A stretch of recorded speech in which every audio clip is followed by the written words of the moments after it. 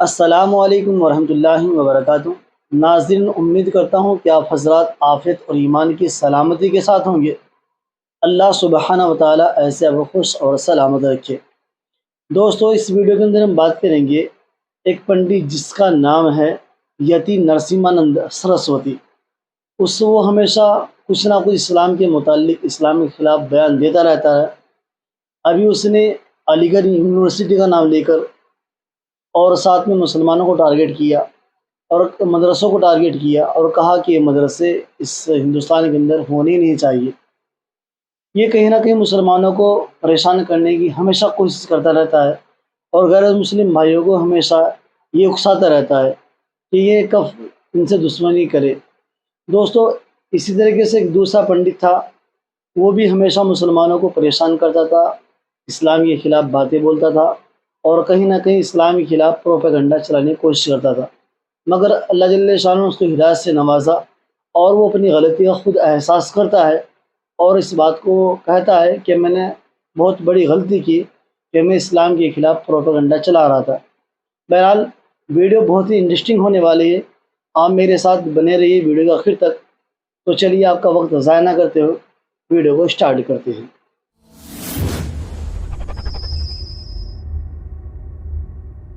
काफ़ी इस समय मदरसे तो होने नहीं चाहिए, मदरसे तो होने नहीं चाहिए। जितने भी मदरसे हैं उन्हें बारूद से उड़ा देना चाहिए। और जैसे चीन करता है ना, मदरसे के सारे विद्यार्थियों को ऐसे शिविरों में भेज दिया जाना चाहिए जहां से उनके दिमाग में से कुरान नाम का वायरस निकाला जा सके। एएमयू में 2 हिंदू टीचर जो है अमूटा में सदस्य बने, एक महिला जो है वहाँ पे अध्यक्ष बनी, लेकिन वहाँ बीसी ने जो है वो चुनाव स्थगित कर दिया। क्या कहेंगे? देखिए, ये सारी दुनिया इस्लाम को जानती है और ये तो इस्लाम का सबसे बड़ा गढ़ है। ये वो गढ़ है जहाँ से जो है भारत का विभाजन की नींव रखी गई थी। तो इनके बारे में मैं बोलूँ, ये सही नहीं है। जो हाल मदरसों का, इसको भी बिल्कुल उड़ा देना चाहिए। इसमें से जितने भी लोग इसमें रहते हैं उन्हें डिटेंशन सेंटर में भेज के, जहाँ उनके दिमाग का इलाज हो सके, वहाँ भेज के इस पूरी बिल्डिंग को ध्वस्त कर देना चाहिए, बमों से उड़ा देना चाहिए। कई मुकदमे आपके लगे हैं? लगते रहते हैं, क्योंकि हम सच बोलते हैं तो मुकदमे लगते रहते हैं। आज भी बोला, हो सकता है इसमें भी कोई मुकदमा लग जाए। सरकार से कोई मदद नहीं मिलती है? देखिए, सरकार की मदद की साधुओं को क्या जरूरत है? हम तो साधु हैं, हम जेल में भी ऐसे हैं, यहाँ भी ऐसे ही। हमें क्या फर्क पड़ने वाला है? हमें किसी सरकार से मदद की जरूरत नहीं है। अगर हम सरकार से कोई मदद मांगते हैं तो समाज के लिए मांगते हैं, अपने लिए हमें किसी सरकार की, किसी मदद की कोई जरूरत नहीं है। ज्ञानपीठ के लिए क्या, जो ज्ञानवापी मस्जिद है उसको लेकर के? वो मस्जिद नहीं है, वो तो मंदिर है, वो तो मंदिर है। और हिंदू समाज जागृत हो गया, जल्दी ही हिंदू समाज के पास वापस होगा। मैं तो कहता हूँ हमें मक्केश्वर महादेव पे मेहनत करनी चाहिए। हमें सारी मेहनत मक्केश्वर महादेव के लिए करनी चाहिए। मक्केश्वर महादेव हमारे पास आए, हमें इसके लिए पूरी जान लगानी चाहिए। केवल ज्ञान व्यापी को लेकर क्या होगा? मक्केश्वर महादेव हमारे पास होने चाहिए। पूरी दुनिया में जहाँ भी मंदिरों को तोड़ के मस्जिदें बनाई गई हैं, वो सारे स्थान हमारे वापस आने चाहिए। यही धर्म है, यही मानवता है और इसके लिए जो भी कुछ करना हो वो करा जाना चाहिए। आगे क्या प्लानिंग है सर आपकी? देखिए, आगे प्लानिंग जो माँ और महादेव चाहें। हम लोग तो लगे रहेंगे अपने धर्म के लिए। रास्ता बनाने का काम माँ और महादेव का है। हम लोग हर तरह से अपने धर्म की लड़ाई लड़ेंगे और धर्म के लिए लड़ते हुए मारे जाएंगे। उत्तर प्रदेश में अपराध बढ़ रहा है, लखीमपुर खीरी की घटना को लेकर क्या? वो अपराध नहीं है। लखीमपुर खीरी में जो हुआ उसे अपराध मत कहिए, वो इस्लाम का जिहाद है। वो जिहादियों ने करा है जो पिछले 1400 साल से हमारी बहन बेटियों को अपना शिकार बना रहे हैं। वहाँ कोई अपराध नहीं हुआ, वहाँ जिहाद हुआ है। पहले जिहाद को समझिए, जिहाद को मिटाइए, तभी मानवता सुरक्षित होगी, वरना जिहाद तो सबको खत्म होना करेगा। ये हर हिंदू बेटी के साथ होगा एक दिन। आप ये मत सोचिए लखीमपुर में हो गया तो हो गया, ये हर हिंदू बेटी के साथ होगा। यानी आप पहले एकदम ऑपोजिट थे। वो जो किताब, पहले जो किताब लिखे टोटली एंटी इस्लामिक था। बाद में अभी जो है आप एकदम पॉजिटिव अंदाज में, ब्यूटीफुल अंदाज में, बहुत सारे मौलवी भी आपको मैच नहीं कर सकते। पूरे मौलवी करके नहीं बोलता हूं, बहुत सारे यानी उलमा में भी हर आदमी के पास जो है वो जो बोलने का तरीका जो है हर आदमी के पास नहीं हो सकता है। तो उस अंदाज में आप जो बोल रहे हैं, बहुत डीप स्टडी करते हुए आप लोगों के सामने आ रहे हैं। तो what is the transition phase, कैसा हुआ है? ओम पूर्णमदः पूर्णमिदं पूर्णात् पूर्णमुदच्यते पूर्णस्य पूर्णमादाय पूर्णमेवावशिष्यते। ओम शांति शांति शांति। एक अखबार निकलता है उत्तरी भारत में, दैनिक जागरण, बहुत मशहूर, सबसे ज्यादा पाठक हैं उसके। उसमें एक लेख छपा था, दंगे क्यों होते हैं। बल्लाज मधोक, जो बुजुर्ग लोग हैं उनको जानते होंगे बल्लाज मधोक को, उन्होंने एक लेख लिखा था और कुरान मजीद की कुछ आयतें दी थी।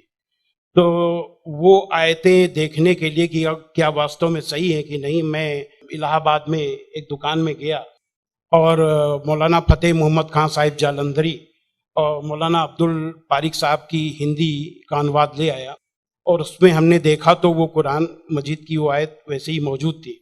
तो मुझे लगा कि ये बात सही है और मैंने किताब लिखी इस्लामिक आतंकवाद का इतिहास। बाला साहब ठाकरे को बहुत पसंद आई, उन्होंने उसका अंग्रेजी ट्रांसलेशन कराया, the history of Islamic terrorism के नाम से। बाद में एक सज्जन ने, अब मैं वहाँ आ रहा हूँ कि मेरा सोच कैसे बदला। मुंबई के एक व्यापारी ने मुझसे कहा कि स्वामी जी आप जो काम कर रहे हो उसमें फंड की जरूरत है, फंड आपको नहीं मिल रहे, आप ऐसा करिए किताब इस्लाम पर लिखिए अमेरिका के लिए कि वास्तव में इस्लाम से अमेरिका को खतरा है, तो आपको अच्छा खासा आपको वहाँ से रॉयल्टी मिलेगी, आपके सारे काम चल जाएंगे। लेकिन वो बड़ी किताब होनी चाहिए। उसको लिखने के लिए मैंने हजरत मोहम्मद सल्लल्लाहु अलैहि वसल्लम की जीवनी पढ़ी।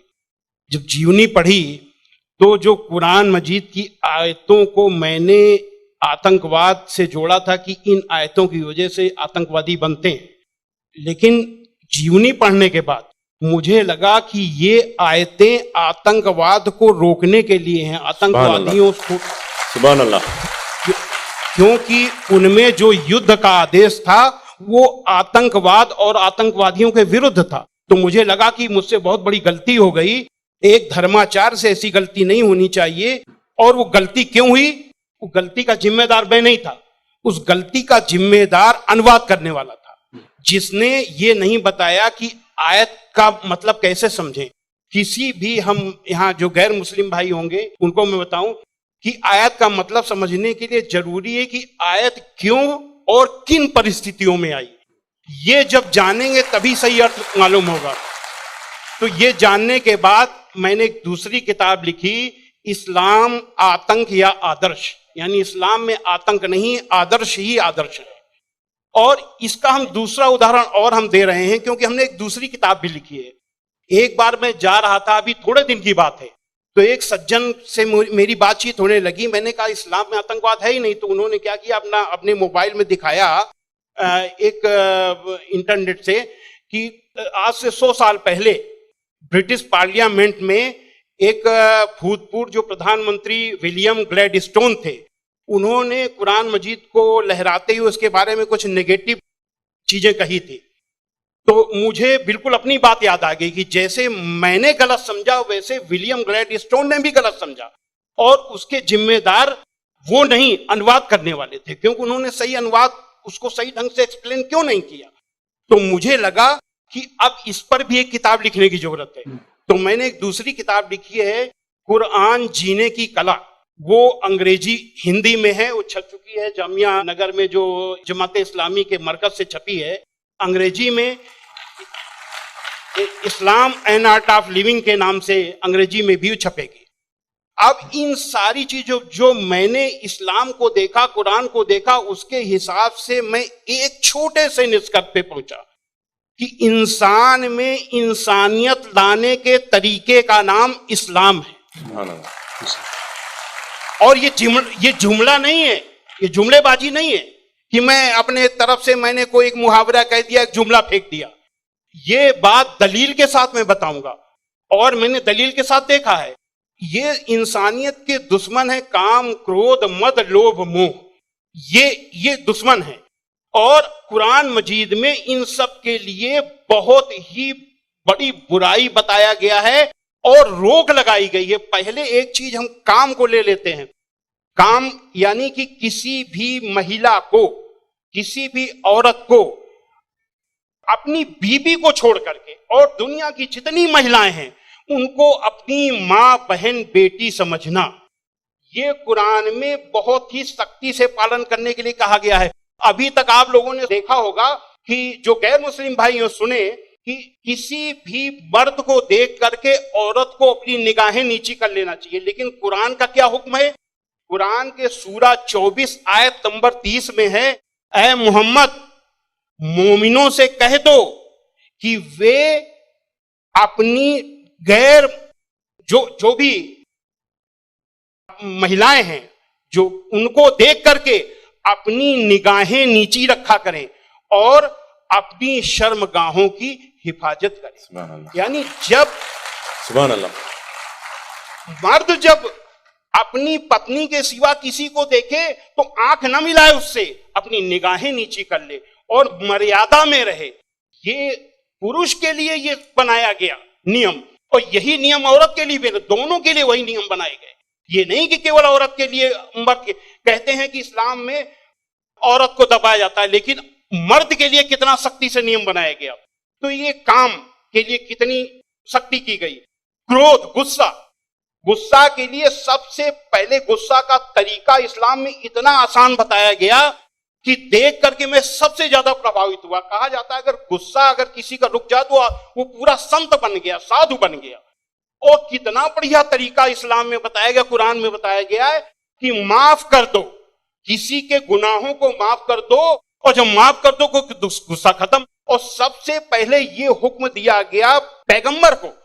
सूरा 7 आयत नंबर 199 में हुक्म आया कि ऐ मोहम्मद माफी का तरीका अपनाओ और भलाई का हुक्म देते रहो और अज्ञानियों से किनारा कर लो। सबसे पहला माफी का हुक्म अगर आया तो अपने पैगंबर के लिए आया। और ऐसे लोगों को क्या कहा गया, सूरा 3 आयत नंबर 134 में अल्लाह का हुक्म है कि जो लोग तंगी और खुशहाली की हर हालत में अच्छे से अच्छा काम करते हैं और गुस्से को रोकते हैं और लोगों के गुनाहों को माफ करते हैं, तो अल्लाह ऐसे लोगों को पसंद करता है जो ऐसे अच्छा से अच्छा काम करते हैं। हजरत मोहम्मद सल्लल्लाहु अलैहि वसल्लम पर कुरान उतरने के बाद आपके दिल में उतर गई, दिल में उतरने के बाद आपके कर्मों में उतर गई। आपके एक एक कर्म कुरान में अल्लाह के हुक्म के अनुसार हुआ करते थे। आपने पहले खुद अपने आचरण में लिया, अपने अखलाक में लिया, तब दूसरों को बताया। फतेह मक्का के दिन वो अबू सुफियान जो आपके खिलाफ मक्का की एक एक लड़ाई में आपका के खिलाफ नेतृत्व करते थे, जब वो सामने पड़े फतेह मक्का के दिन, तो हजरत मोहम्मद सल्लल्लाहु अलैहि वसल्लम ने कहा कि आज अबू सुफियान को माफी, और जो अबू सुफियान के घर में दाखिल हो जाए उसे भी माफी। आज जो अपने घर के दरवाजे बंद कर ले उसे माफी, जो मस्जिद में चला जाए उसे भी माफी। अब आप सोचिए, जिस मक्का में कदम कदम पे आपका विरोध था, कदम कदम पे आपके रास्ते पे रोड़े अटकाए गए, और जो 10,000 लोगों की फौज के साथ आप जब पहुंचे तो किसकी हिम्मत थी कि सामने होता। सारे के सारे लोग छिप गए। जब हजरत मोहम्मद सल्लल्लाहु अलैहि वसल्लम ने देखा कि कोई नहीं दिखाई दे रहा, तो बहाना बनाया माफी देने का। ये बहाना क्या बनाया कि जो यहां चला छुप जाए उसे माफी, जो वहां छुप जाए उसे माफी, जो वहां छुप जाए उसे भी माफी। यानी किसी न किसी बहाने सबको माफी, माफी, माफी और माफी। माशाल्लाह, माशाल्लाह। स्वामी जी, आपको रोकना मेरे दिल में क्या है, ख्वाहिश तो नहीं है, मगर मैं पैनल डिस्कशन कंडक्ट कर रहा हूं अभी, इसलिए आपसे एक सवाल भी मैं करूंगा। मैं समझ रहा हूं आपके जो रिसर्च बहुत डीप है, बहुत डीप है, फिर भी एक सवाल मैं आपसे पूछना चाहूंगा। अभी आपको ये रिसर्च होने के बाद क्या आपको ये लग रहा है कि मुसलमान जो आजकल के बहुत सारे मुसलमान जो है वो खुद जितना आपने रिसर्च किए अक्सर लोग रिसर्च नहीं करें, क्या ये एक वजह हो सकता है? मेरे हिसाब से मैंने जो भी मसाइल यानी समस्याएं दुनिया में देखी हैं, उन सारी समस्याओं का पॉजिटिव हल कुरान मजीद में मौजूद है। बस देखने की जरूरत है।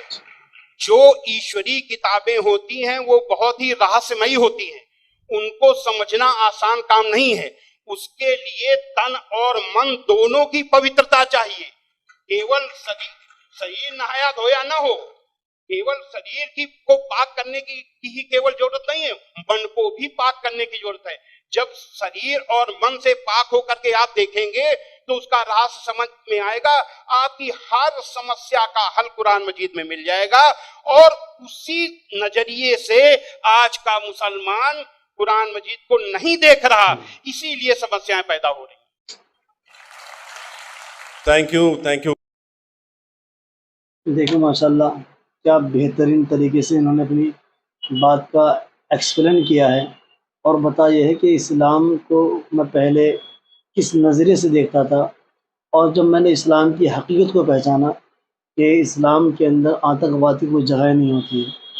और दूसरी बात ये कहते हैं कि इस्लाम के अंदर औरतों को दबाया जाता है, बल्कि ऐसा नहीं, इन्होंने एग्ज़ाम्पल दिया है कि पर्दे का हुक्म ज़्यादातर आँखों के लिए मर्द को दिया है, अगर औरत के ऊपर नज़र पड़ जाए तो झुका लेने का हुक्म दे दिया है, वो हुक्म औरत के लिए। जब एक औरत दूसरे मर्द से और मर्द औरत से बचेगा तो इंसान बहुत सारे गुनाहों से बच जाएगा। खुदा ताला शान मुझे और आपको कुरान पर अमल की तौफीक इनायत फरमाए। तो इंशाअल्लाह आपसे मुलाकात होगी नए टॉपिक के साथ, नए वीडियो के साथ।